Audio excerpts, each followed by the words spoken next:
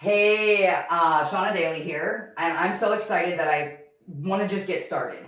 But at first, I want to tell you a little story that's relatable, right? So, a few weeks back, I'm talking to my niece. Now, she's 22, she's an entrepreneur, so she's Gen Z, and I was talking to her about this app idea I had, right? So, anytime that I have an idea or whatever, I want to run it by her for a different perspective. She always has a different perspective. So, I said, okay, so this is an app that when a woman just needs a boost, she can just at the tap of a button hear another woman's real voice, telling her, you got this or whatever. And her response, she said she kind of liked it, but her response stopped me in my tracks. She goes, but Aunt Shonna, I want to hear the stories. And I went, oh, the stories. The stories from real women who've been there, lived life, conquered challenges, overcame obstacles. And every woman has a different story about growth, right? Every woman about change, about resilience, about success. We all have different stories, and that's what she wanted to hear. And today's guest has a real story to tell. She gave me an advance copy of her chapter, and I am so excited. Ladies and gentlemen, this is 6 printed pages of a Word document, advance copy that she blessed me with, and it is so power-packed. It is so amazing. It's a story about learning to accept when you're used to giving. It's a story about adapting. It's a story about discovering that sometimes what we think we've lost is actually making room for something new. I can't promise you there won't be tears because I'm already starting to feel a little emotional. And I cannot wait for you to meet her. So welcome to the show, the amazing, incomparable, and now new author, Jacquie Ingle. And we're clapping because we don't have a live studio audience yet. Yet. Did you hear me say yes? Yes, I did. All right, have a seat, Jacquie. It's so excited to have you on the show. Welcome. Okay, before we get into the chapter, I have to tell you there's something I kept thinking about while I was reading it. May I share your age? Yes. Okay, so you've lived 84 years, and I'm sitting here thinking, there is so much life in this story. So when you were asked to contribute to this book, what made you say yes? I think it was the challenge. Okay. The idea that I was going to get to write something about my life. Okay. So now let's get into your chapter, right? Okay. So your chapter starts, and I'm gonna give everybody like little excerpts, little teasers throughout this interview, okay? Okay. So your chapter starts, the thing that stood out for me was, I just can't do this anymore. How many have been there, right? So you're sitting in that media booth at church, right? So it was a Sunday, and so you're in the media booth doing something that you've done for, I think you said 9 years. Yes. And suddenly, you couldn't do it anymore. Jacquie, what was really happening inside you at that moment? Well, first of all, I expect myself when I'm doing something like that, I expect myself to be, I don't want to say perfect, but do a good job. And I mean, when you're doing the pastor's message notes, you need to do it right. Yeah. And I got lost. I got lost in the script versus what was on the screen, what he was saying. I got lost. And what happened? Was it the vision, like your vision loss? Yes. Okay. Yes. I have macular degeneration. It had been getting worse and worse. I had stopped driving 3 months before. And But that was hard, sorry. oh, that was really wet. We'll get to that. Okay. But the fact that I couldn't do it, fortunately, in the chapter you'll find out what happened. Yes. You want to tell me more? Yeah, let's keep dipping our toe in that little pond. Well, because this is the beginning. This is the beginning of the story. Yes. Of this story. Yes. Okay. So what happened was fortunately for me, the church secretary, who obviously knew the message, and she's the one that had prepared the slides, she realized that something was out of sync. She also was my backup in the media booth, so she came up and she very quickly found the place, and finished the service. And that's when I started crying and saying, I can't do this anymore. I can't do And so that realization came to you in that moment that you Yes. just can't do this anymore. So did you feel like it was the loss of the job or what the job represented? what the job represented, Okay. what I thought at that time. Okay. I think we're going to explore this a little more. So that brings us to kind of like purpose versus position, right? So your chapter excerpt says, the media center was never my purpose. It was simply one way I lived out my purpose. Jacquie, I love that distinction. And because I think so many of us confuse what we do with who we are. Oh, absolutely. 100%. So how long did it take you to realize that you hadn't lost your purpose, you just lost a way of expressing it? Well, for one thing, when I got in the car, my husband picked me up, Mm-hmm. and I got in the car and I started crying because of what had happened. And he let me tell my story.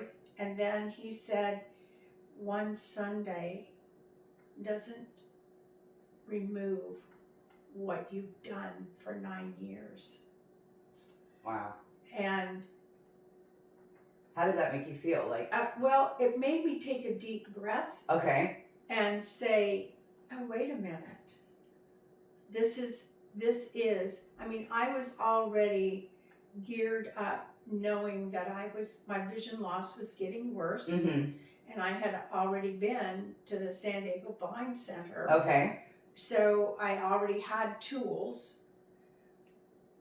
But there's a point when some things you can't make mistakes. And in the media booth at church, you don't want to be making mistakes. Yeah. And so my term is noodle. I need to noodle I on noodle on something. things too. Yeah. You had to. So had what he said got you like processing. Yes. Okay. Yes.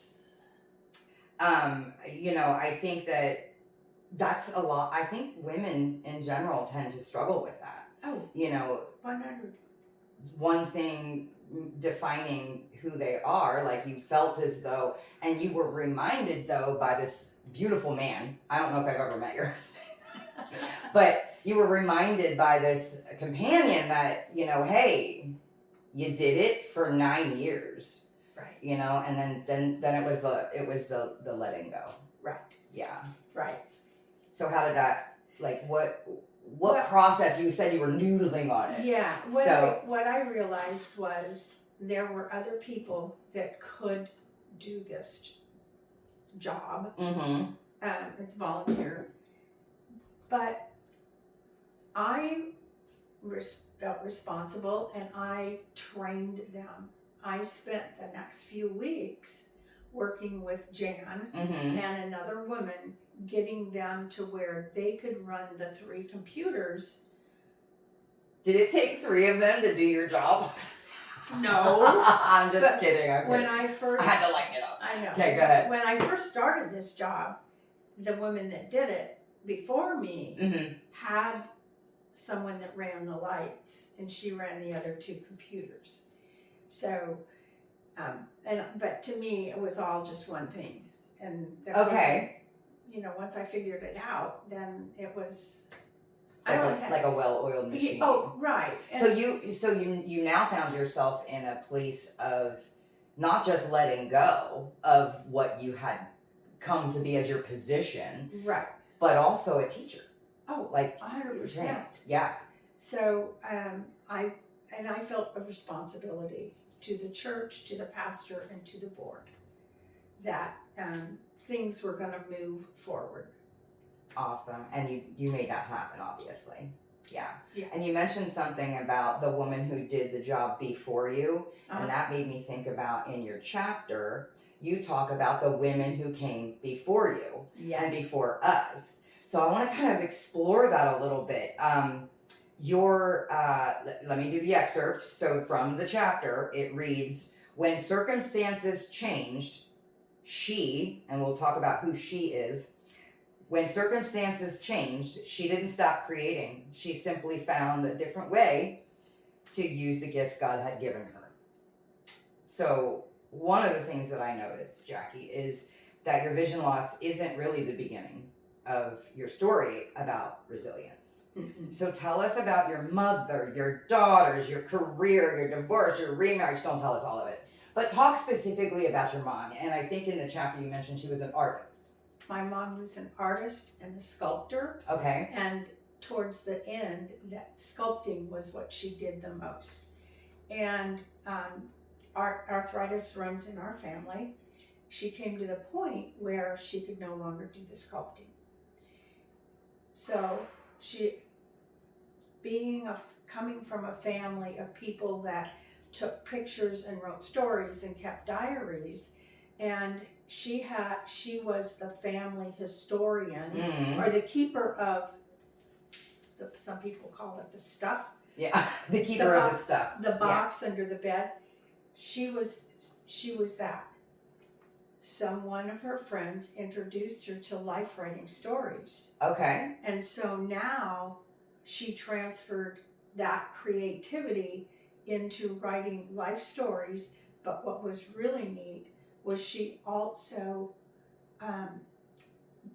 painted watercolor pictures to put in to kind of emphasize a story. Oh my gosh, what an amazing story. So do you feel as though your ability to adapt or be resilient comes from your mom? It comes from my mom, and it also comes from her mother and my dad's mom. They both were faced with major challenges. I don't tell that story in the book, but my dad's mom was a 40-year-old woman pregnant with her 6th child. There was 10 years between my dad and his youngest sister, and her husband was killed.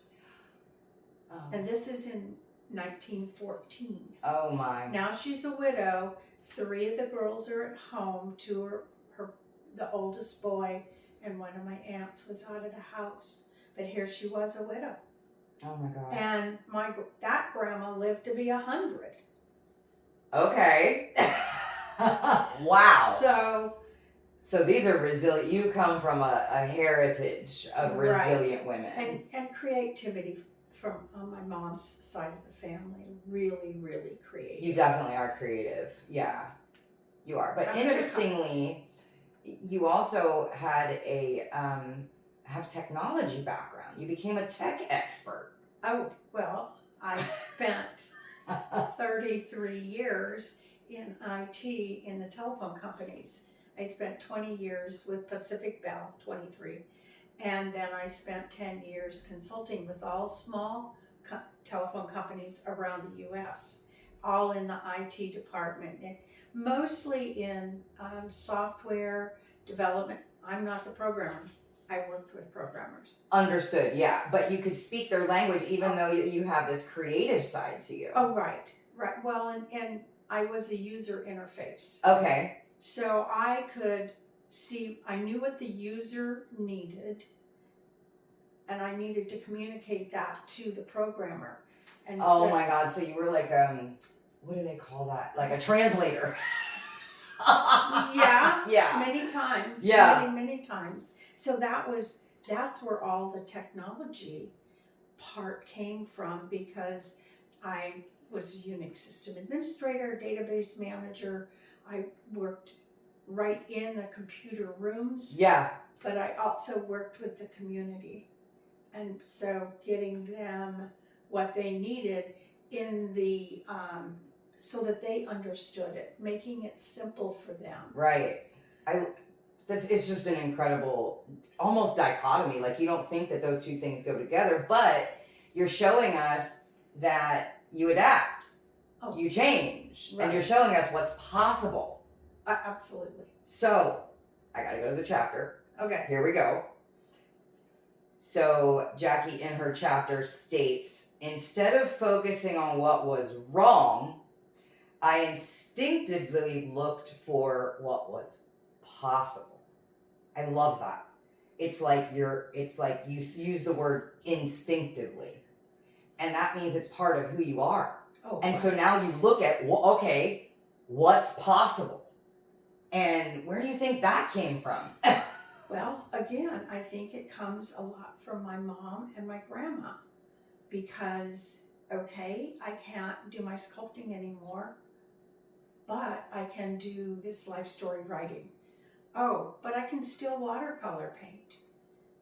So, I mean, and when my oldest daughter was born, she was born with a cleft palate. Now, what was a little blessing was there's a difference between just the palate, the cleft lip, cleft gums. She did not have that. So the doctor said to me, your baby is beautiful. Oh. Don't spoil her. That's what he said. Okay. But the thing was, it could be fixed. Right. So instead of looking at the issue of being Right. something quote unquote wrong, you Right. went, what's possible? Right. Exactly. Did you end up spoiling her? No, not really. Not really. My parents were very strict. Okay. So, but I wasn't as strict with her as they were. Okay, all right, fair. We'll call that a little taste of spoiling. Yes, yes. So, but just to bring it back to, the not what's wrong, but what's possible. Yes. What do you say to somebody now in your day-to-day life who's facing something that they can't see what's possible yet? So, a lot of times it's, first of all, listening. Okay. Let them talk, let them tell you. But then in my mind, I'm going, okay, what else can they do in place of? Mm-hmm. Instead of, or if this. It's almost like I have to know the person and help them. Right. So you listen. And you listen to them tell you why it's not possible. Yep. What's wrong. Right. And why it absolutely can't be done. It's impossible. So then in your mind, you're saying that you're looking for what is possible. Right. A solution. Here's the thing. It's a solution to the problem. Okay. Is there a solution to the problem? Sometimes it's accepting where you are right now and then finding other things that you can do instead of what you thought you needed to do. Right. So you're basically, the solution might not be what you think it is. Exactly. Oh, I love that. There's been times, Jacquie, we've known each other for years, but there's been times when I didn't think something was possible, or I thought the solution was one thing and it ended up not being at all what I thought. Very often that is the case. And that's where you have to open your eyes. Yeah. And just know where you are. Yeah.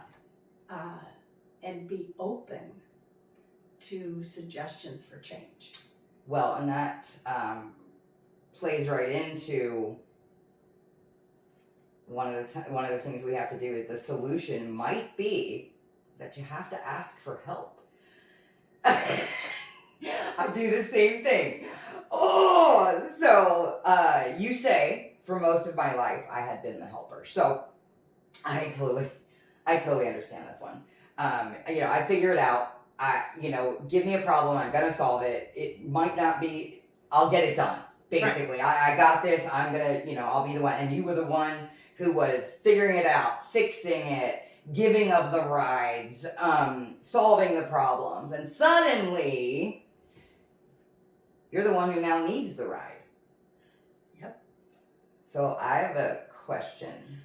Okay. Which was harder? needing the help or asking for it? Asking for it. Asking, Explain.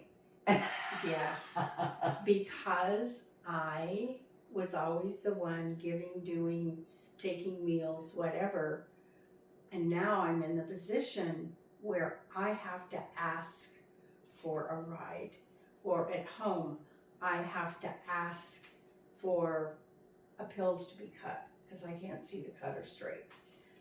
Those kinds of things, that is, in the beginning, was so hard. And when I gave up driving is when I really realized how hard it was Mm-hmm. or is to ask for help. But So you accepted the fact that you needed the help. Oh yeah.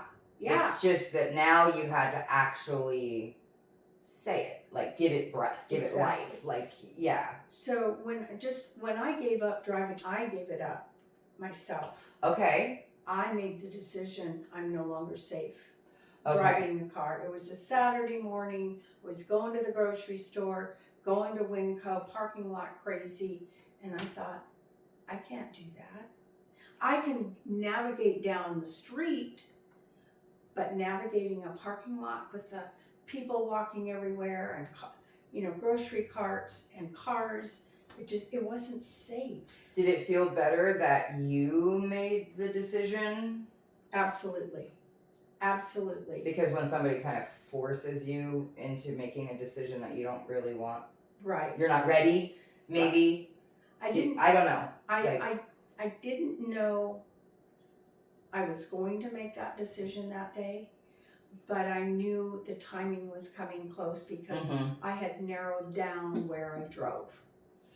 Okay. I used to go anywhere. Yeah. Drive anywhere. And then I narrowed it down and finally narrowed it down to I was just driving in San Marcos. The other thing that made it easier for me was my husband. Mm-hmm. He's been fabulous about taking me places, but I also want to respect his schedule and everything, so that's why I ask for rides. Right. I ask for help. So what did you have to learn about yourself to be comfortable asking? I really personally want to know the answer to this. Well, I had a very dear friend from church who said, Jacquie, by not asking me, you're denying me my ability to help you. Mm-hmm. So robbing her of a blessing. Yes. Oh. And that really helped me mentally say, it's okay to ask for help. It's okay to say, I can't do that. It's okay. That it just, yeah. But those words from her were really important to me in knowing that it's okay to ask for help. It really shifts perspective. I think many women, especially women, but many people have trouble asking for help when they know they need the help. Right. And so shifting that perspective, like, who am I going to bless today by asking them for help, right? I'm trying to keep it light because I don't want to cry, because when we were practicing, I was crying. So,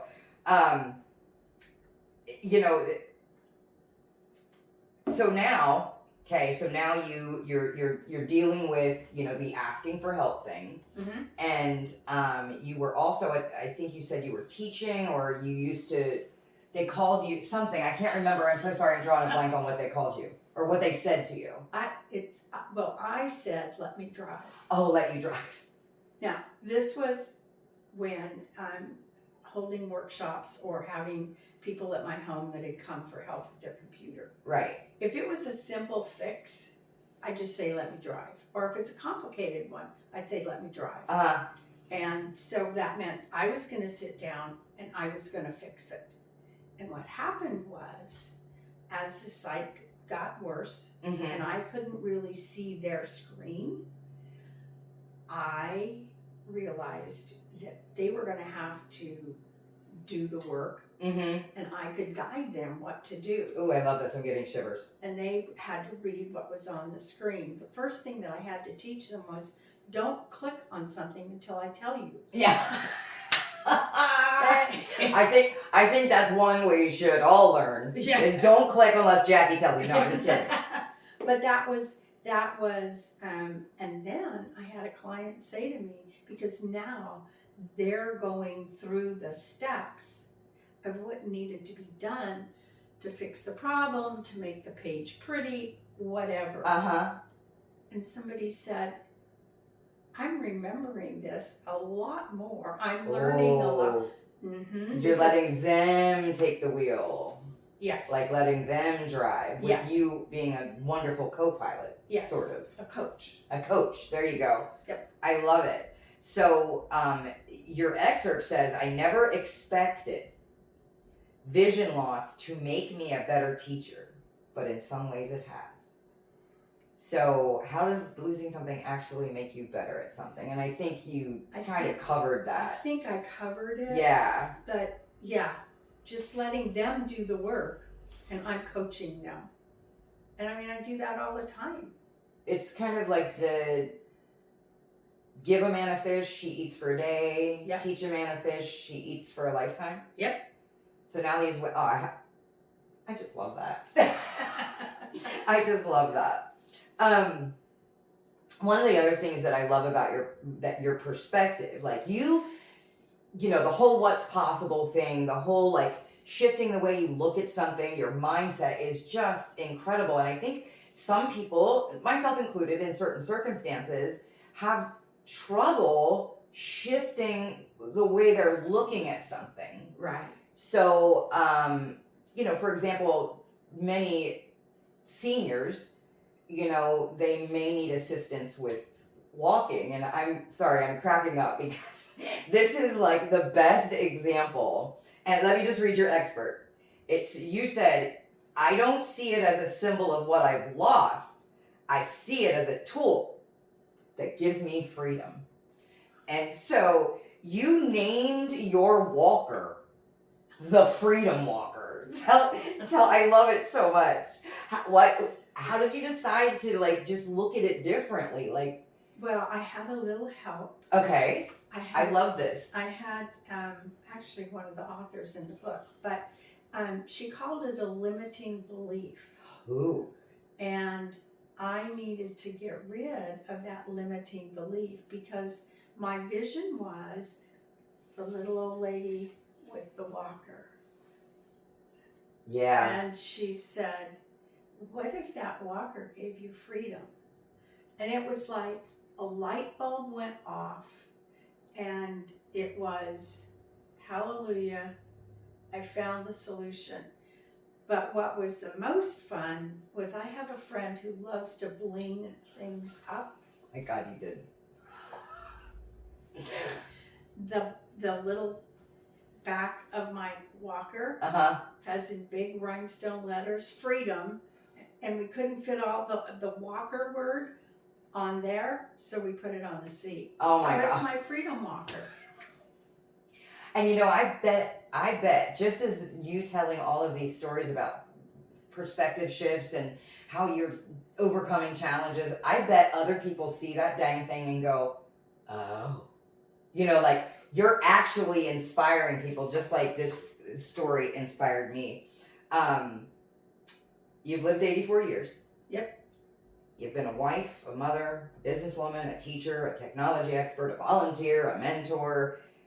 So what do you feel like your calling is now? I'm still doing.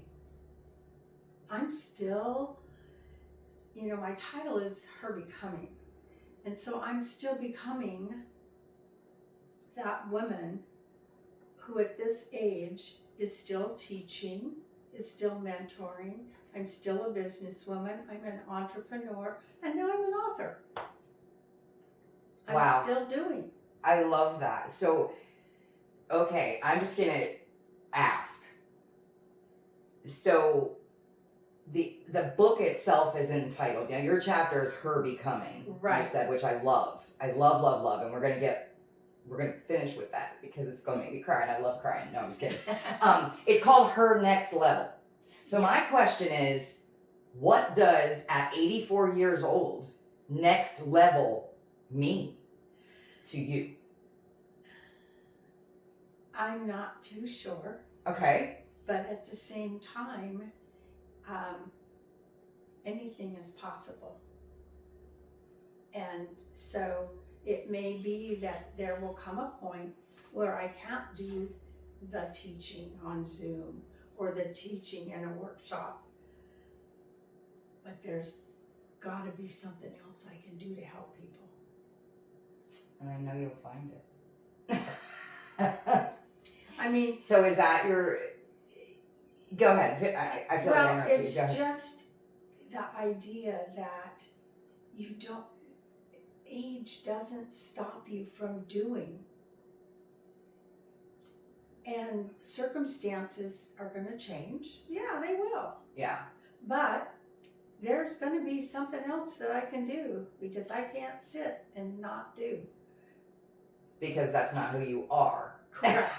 Correct. I love it. I love focusing on the who you are. What's the essence of who you are? And you've really got to discover that. So I know that there's a woman listening. I'm going to get choked up. There's a woman listening to us right now who is in the middle of a change she didn't ask for. Maybe she lost a job. Maybe the kids have grown up and moved away. Maybe she's dealing with a health challenge like you. And maybe she's starting over, and maybe she simply doesn't know what this next chapter is supposed to look like. What do you want her to know? There is hope. There's always hope. There's always someone out there that can help you. My first thing is open up your mind, open up your heart to let that hope come in. And it may come from someplace that you never expected, but there's always hope. And it will come. Absolutely. And trust that it will come. Oh, yes. Right? Oh, trust is a big thing. Yeah. There's times when you just don't know, but yeah. Okay. So this is my final question for today.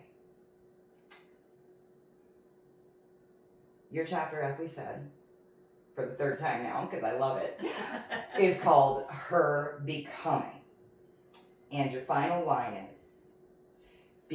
becoming isn't something we do once. It's something we keep doing for a lifetime. So Jacquie, what are you still becoming? Well, I'm becoming a new great grandma. That's exciting. I am becoming the grandmother of a groom. But the thing is, I am becoming what God wants me to become. I have a very deep faith, and that faith has helped me and led me through a lot of the dark times. It's also opening up my heart to what can I do? What can I become? And there's always that, it seems like you're always looking forward. Oh yeah. Like, what's next? Right. I love that. Jacquie, thank you. So, see? Do you guys see? This is exactly why those stories that my niece wanted matter. Because sometimes we get so busy trying to figure out what we're supposed to do next that we forget that there are women who have already walked through it, who have done something that we look at now and think is impossible. So, it's not out yet, by the way. I created this as a visual because I'm a very visual person. But the book is called Her Next Level, The Truth About Growth, Success, and the Courage to Evolve. And this is what that gives us. 21 women, 21 stories, one mission. 21 different experiences, 21 different definitions of growth, success, resilience, and evolution. Now, the ebook just dropped today for pre-order. So I'm gonna go online and get that right away, even though as soon as the print comes out, it's the end of the month, right, Jackie? Mhm. The print August comes out at 31. the end of the month. August, thank you, 31st, because I'm not sure when people are gonna be watching this. But you never know which one of these women's stories, including Jackie's, is gonna make you stop and say, oh, maybe I can do that too. Jackie, thank you so much for sharing your story today. I am honored that you were here. And thank you for reminding us all that we are never finished becoming. Oh, thank you. Thank Yes. you, Shonna. Thank I you. feel very honored Oh, to I'm have so been asked. thank you. Very honored. All right, we'll see you next episode. Get the book.